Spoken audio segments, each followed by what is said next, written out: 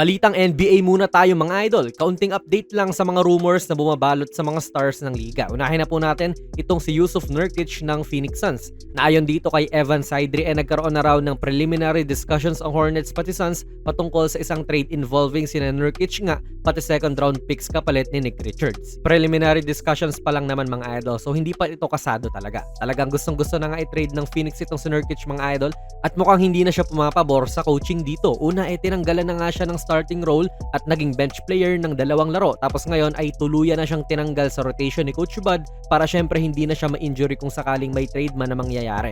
Kaya mukhang mababa na ang stock nito ni Nurkic mga idol at maghaharap ang Phoenix ng sentro na mas fit sa kanilang sistema.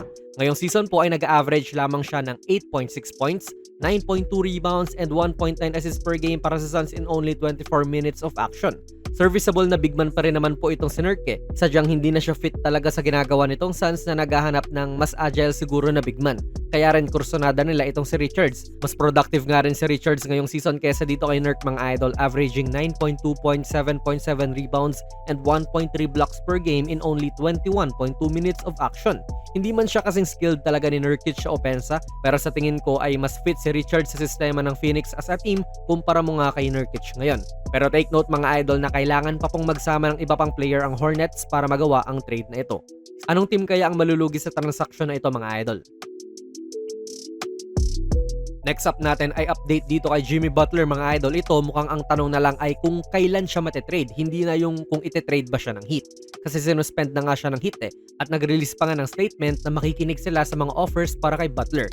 Sa tingin ko rin mga idol ay palugi na po ito itatransact ng Heat gawa nung sirkumstansya na bumabalot sa player na ito pati ng organization. Expiring na nga po ang kontrata ni Jimmy kaya walang masyadong leverage ang Miami sa ibang teams para humingi ng mataas na kapalit.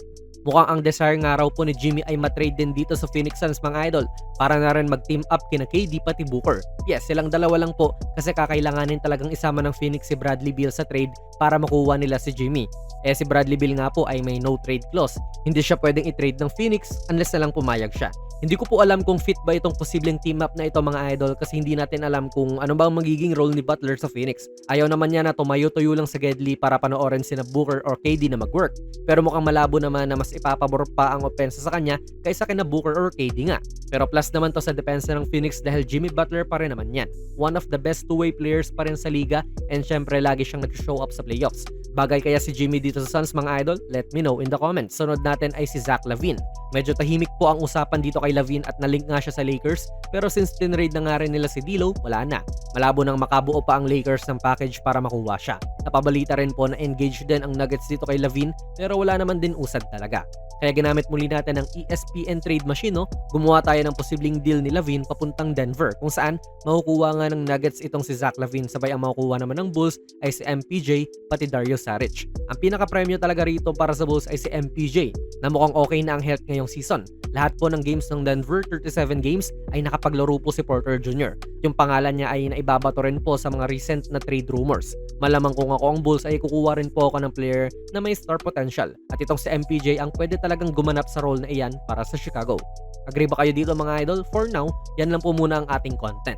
Grabe yung bilis ng pangyayari din dito sa sitwasyon ni Nurkic mga idol. Kasi mahusay naman talaga siya na big man. Pero since struggle malala rin po ang Phoenix ngayon, kailangan nilang i-overhaul din ang kanilang team para pumalag sa West. 11th kasi sila ngayon sa Western Conference standings, kaya medyo mahirap ang kailangan nilang akyatin para maging winning team ulit sa komperensya na ito. Kaya ano po masasabi niyo sa video natin ngayon mga idol? Ilagay niyo lang po ang inyong mga komento sa ating comment section sa baba and kahit hindi na po Pasko, ongoing na po ang ating giveaway ngayong Pasko na Giannis Immortality 3. Hanapin nyo lang yung ating video sa YouTube na ito po yung thumbnail para sa mechanics. Ilalagay ko na lang din ang link sa description and comments. Kung nagustuhan nyo po ang ating video ay pakipindot na lang idol ng like button, mag-subscribe ka na rin sa ating channel at ako nga pala si Jonas PB and as always, hanggang sa muli.